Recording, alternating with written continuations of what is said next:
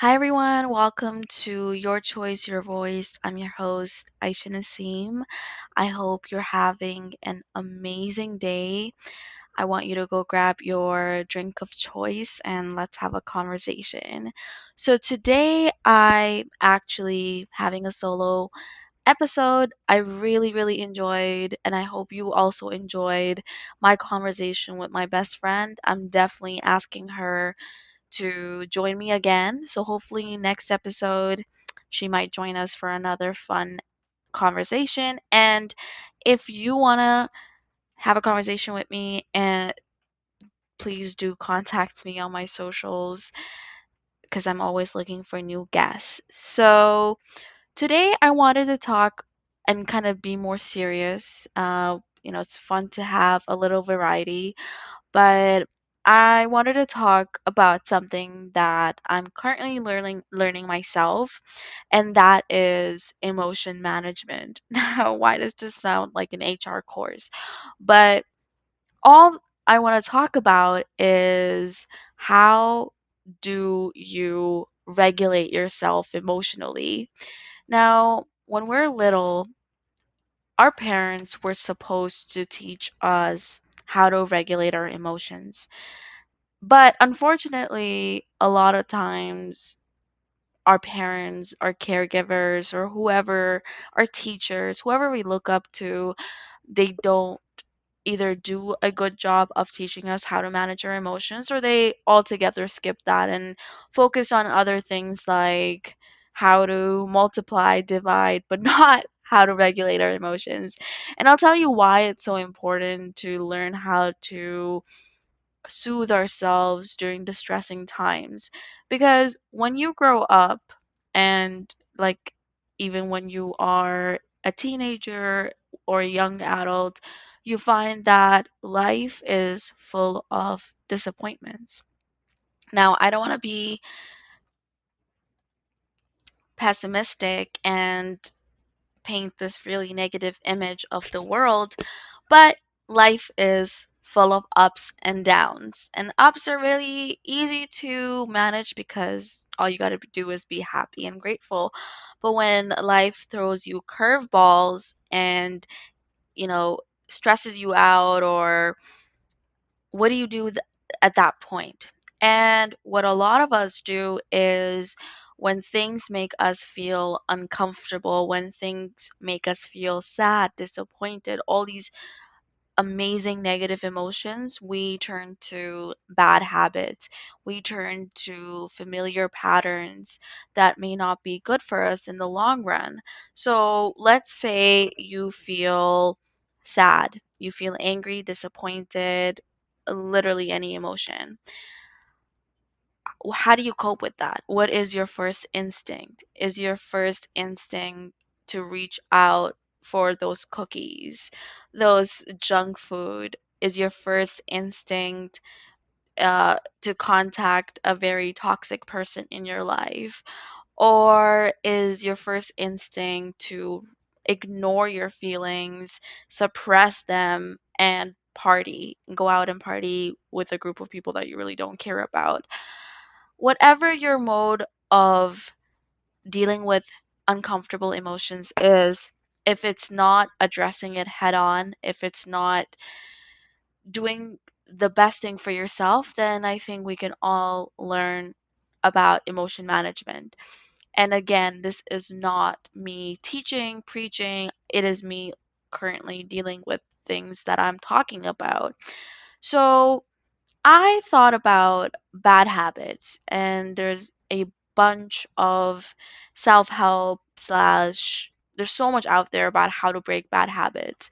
But rarely people mention what the root cause of bad habits are. We know that bad habits are bad, we know that we shouldn't be doing them, and yet we still do them. Why? If we don't address the root cause, then we can never, we'll always be us are slaves to our desires, to our impulses. When we engage in an action that is at its core not productive, not kind to ourselves in the long run, it's still serving some purpose. Maybe it's bringing comfort, maybe it's bringing familiarity, maybe it's bringing some sense of relief that may not be good in the long run, but it feels good in the moment. But once we address emotions that trigger us to seek out these unhealthy patterns and address them head on, then we won't have to rely on these bad habits that we are currently imprisoned to. So, how do you actually process your emotions? I had this question for the longest time ever, and don't know if I have the answer, but I came across something which is very similar to, I would say, mindfulness. But again, I feel like these concepts like mindfulness, meditation, or uh, emotion management, like these are so abstract. I don't like to think about concepts that are so general, like how do you even do that. I like to break it down into concrete steps. So this is what I'm currently trying to do, and I invite you to do that as well. It might help, it might not, but it is definitely a framework that is very concrete. So I'll go right ahead. So, let's say you experience an emotion, okay? And it could be anger, sadness, disappointment, it could be fear. I'm not sure if these are actual emotions, like core emotions, but let's say you experience a feeling, okay? For instance, I am trying to think of an appropriate example. So let's say you feel sad. Okay. Once you kind of feel it, you name it. Because when you name something, it becomes more concrete and it becomes something that we can tackle rather than something being, out in the open. So when you experience something, try not to distract yourself and just sit and think to yourself. It's like you're talking to yourself. What are you experiencing? Sadness. Then you identify what situations. So it could be a memory, a thought, or something that really happened to you in the moment, like a stimulus that triggered that emotion. So, okay, you feel sadness. What triggered that? Maybe you saw something that reminded you of a person. Maybe you saw something that reminded you that you're not at the place that you want to be. Maybe you saw something that reminded you of the past or the future or anything. It could be any trigger, past, present. And so you identify, like, okay, this is a trigger. Now, this step, identifying the trigger, is helpful in the moment, but also helpful in the future because now you know that you can avoid these triggers. You can take proactive measures to kind of create the bubble where you can avoid these triggers, right? The next step is you have to accept that emotion. So I'm going to talk about something a little after, but the more you suppress something, the more it will come out. So right now, I want you to not think of a pink elephant. And most likely your brain thought of the pink elephant. So, and if not, I mean, I don't know, but the more you suppress something, the more you force yourself to not think of something, you know what your brain is going to do? Your brain is going to think more of it. So, the best way to tackle a negative, uncomfortable feeling is to accept it. And that is part of mindfulness slash meditation. If you've done that before, where they tell you to just acknowledge, meaning, you know, say hi to your thought. And you're like, okay, yeah, you can go now. I see you and I accept you. And what you'll find is once you accept sadness or discomfort, it will go away. It just needs to be acknowledged. But the more you try to suppress it, the more you try to run away from it, you might be successful in the momentary moment, but what's going to happen is those feelings will come back at a later time, but they might come out even stronger and to the point that you can't even deal with it. They might come out in the form of like attacks, like panic attacks or et cetera, et cetera. Again, I'm not a professional, but it's just something that I've seen. And so you accept the emotion.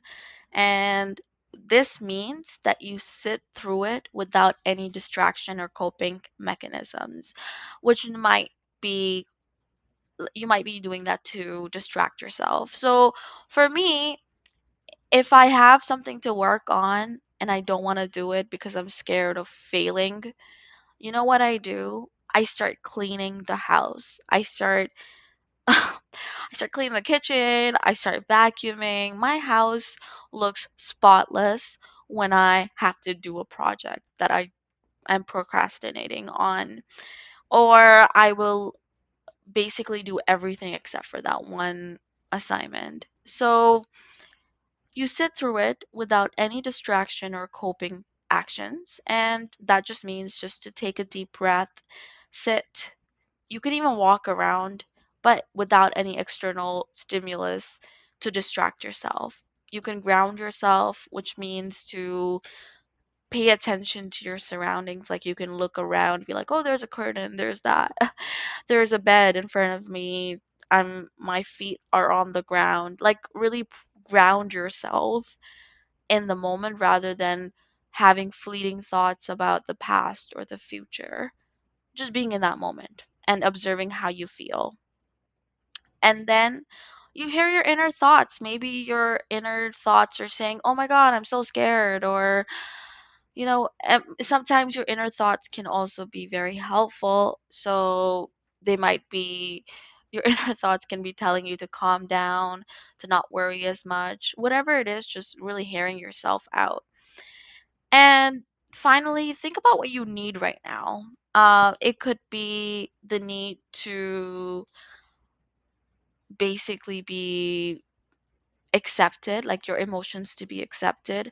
Maybe your need is for your emotions to be validated. Yeah, maybe you're going through a really difficult situation and the most biggest thing that you need right now is for someone to acknowledge that, like, yeah, damn, you are going through something huge, and being uncomfortable, being sad, being feeling inadequate, etc., etc., is completely acceptable and okay. Anybody else in this position would feel similar or same feelings. Now, I'll go over the steps again very quickly. The first step was you experience an emotion. So and then you name what you're experiencing. And you can also kind of see how you're feeling it in your body. Maybe your chest is tightening, maybe you feel your throat is a bit heavy or your hands are cold, like ex- kind of noting down what you're experiencing in your body. You then identify what triggered it. Then you accept it by putting away distractions, taking deep breaths, centering yourself in your experience, and pausing to hear your inner thoughts and taking note of them and thinking about what you need right now.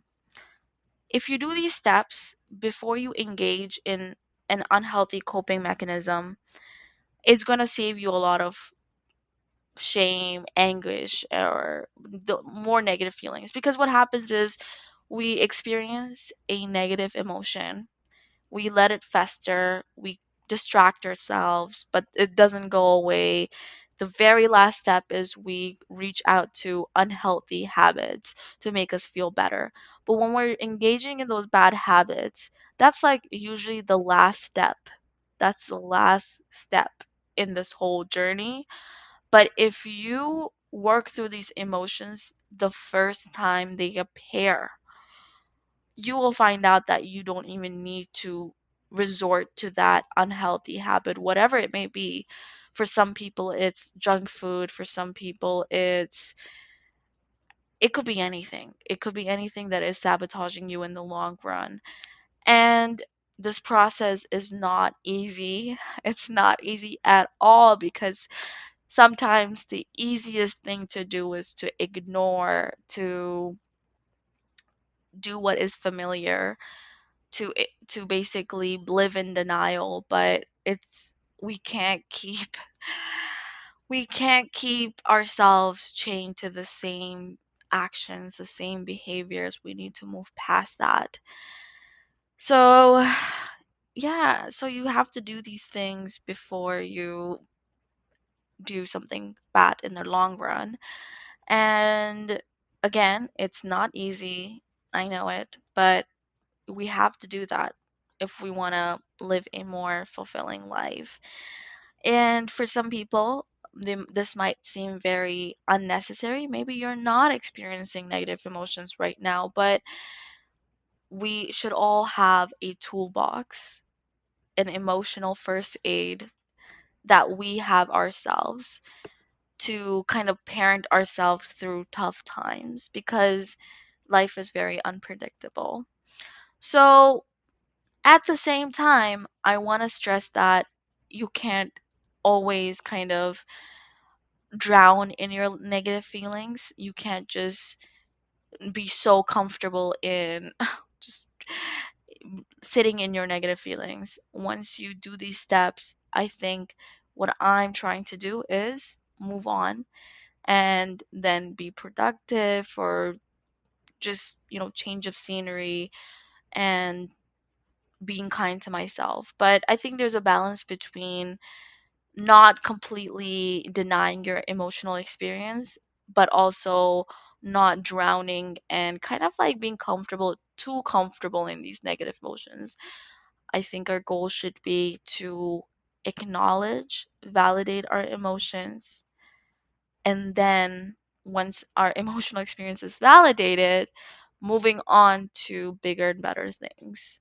But we can't be stuck in that uncomfortable space forever. So something that's related to what I was talking about that I kind of mentioned about the pink elephant was the backwards law. And I've came across this recently. I was like, that's actually very interesting. So the backwards law is was proposed by philosopher Alan Watts.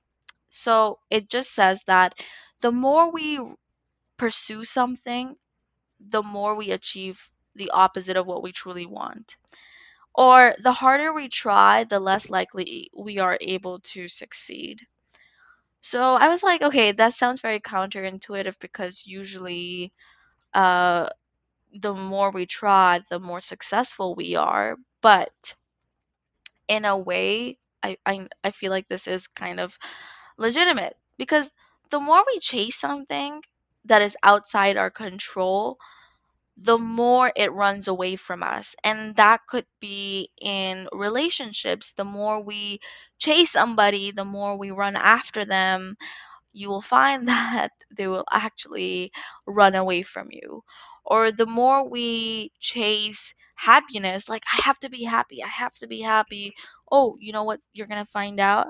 You're going to be less happy. You're always going to feel like you're disillusioned because you can never achieve that happiness. Or coming back to what I was talking earlier, the more we're like, oh my God, I can't be lonely, I can't be sad, I can't be sad, I can't be sad, what's going to happen is you're going to be more sad.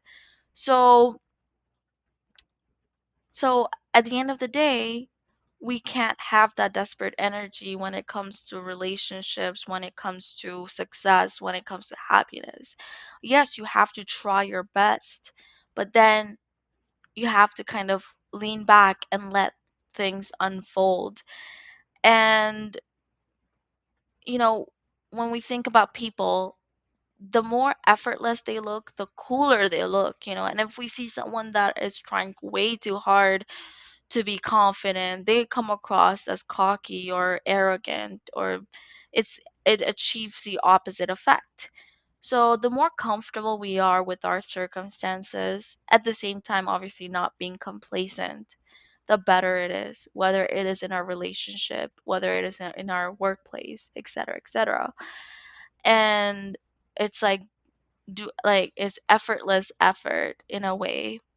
And I'm not sure if it's making sense, but I think it's what I get from the backwards law is to not have desperate energy, but to let things flow and not to chase things that we can't control. I think that even from our last conversation with my best friend, we said that some things or a lot of things in our life are outside our control, but the biggest thing that we can control is our attitude. And again, I want to stress this, it's easier said than done, but that doesn't mean that we shouldn't even try. So, the more we try, the more further we get from our goal. And that's what I found in my personal experience too. Like, let's say, for instance, if I'm writing an essay, if I'm working on a project, even all throughout my undergrad and every test I've taken, the more I was focused on getting that great mark, like, I have to get it, I have to get it. You know what happened to me? I blanked out. I got a really shitty mark. But when I was in the zone and I wasn't thinking too much about the end goal and just doing things for the sake of doing it and just being enjoying that process, I got the best grades. I got the best results because I wasn't desperately chasing a specific goal. I was more so enjoying the process and going with the flow. And that is something that I want to re-implement in my life because again, I never talk about things that I'm not going through. This is literally something that I've been kind of thinking about this whole month/week. So now let's talk about what I'm currently reading. I feel like now my podcast has a general structure. I talk about a few things that I'm thinking about, and then our last segment is something that I'm reading or something that I'm watching. Nowadays, I'm not really watching any shows, but I'm reading a book. It's called Dear Wife. It's by Kimberly Bell. And basically, I haven't really read much of it. I've read maybe like a couple of chapters, but this is the synopsis. So, there's one character, her name is Beth, and she has been planning to leave her abusive husband for a year. And she's finally, made the ultimate plan to leave him. And she's on the run basically. So she's driving 300 kilometers to run away from her abusive husband. And then there's another character, Jeffrey, who comes home and finds that his wife is gone. And so Beth is like Beth and her husband is couple number 1. Jeffrey and his wife is couple number 2. So there's like two couples. And in both cases, the wives are gone and we don't know what's happening and how they're connected. But I was reading this chapter, and Jeffrey is like really disappointed with how things have turned out. They were a really good couple. They were they were madly in love, and everything was great until it wasn't. And he was thinking like, what happened? What in these like 10 years or so? How did they fall out of love to the point that they don't even talk to each other anymore? What happened? So that got me thinking. I was like, okay, you know what? That's actually a really interesting thing to think about. What causes people to fall out of love, like in long-term relationships? Because you keep hearing stories where there was an amazing couple and for some reason they drifted apart. Was it more so an external circumstance, or was it that they stopped trying? And what do I think? I'm not in a position to even talk about this, seeing that I'm not in a relationship. But I did take a class back in undergrad called Relationship Psychology, the psychology of love, and yeah, that's a real class. But our professor did research on what keeps the relationship alive. And one thing that she found through her research was self expansion. And basically, when you are in a relationship with somebody long term, things can get stale because again, you meet somebody, you know them very deeply, then you kind of fall into your routine and just things are very predictable and things can get boring, right? But one way couples can kind of overcome this is through self expansion.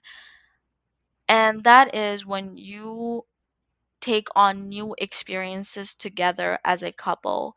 And these new experiences will increase your relationship satisfaction and how much interested you are in the other person.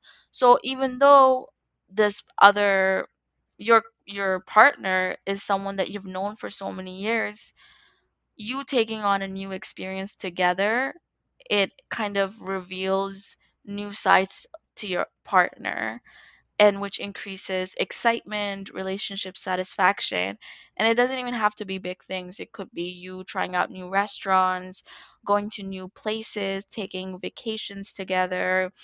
And I don't know if this is like a research founded fact, but a lot of couples that are much older, like they've been together for 30 plus years, what a common stage is, a couple will start like a project. Maybe it's a foundation, a charity foundation, or some kind of like a project, and that in that way they can grow together. So, bottom line is, yes, you're with the same person for multiple years. Yes, things can get boring, but I think you should never get complacent and you should never feel like, "Oh, I already know this person," because you can never truly know somebody. And keep doing those self expansion activities regularly. But it was a really interesting course. Maybe I can do an episode about what we studied. But yeah. So, yeah, I guess that's it for today's episode. I hope you really enjoyed it, and I will see you next week. Bye.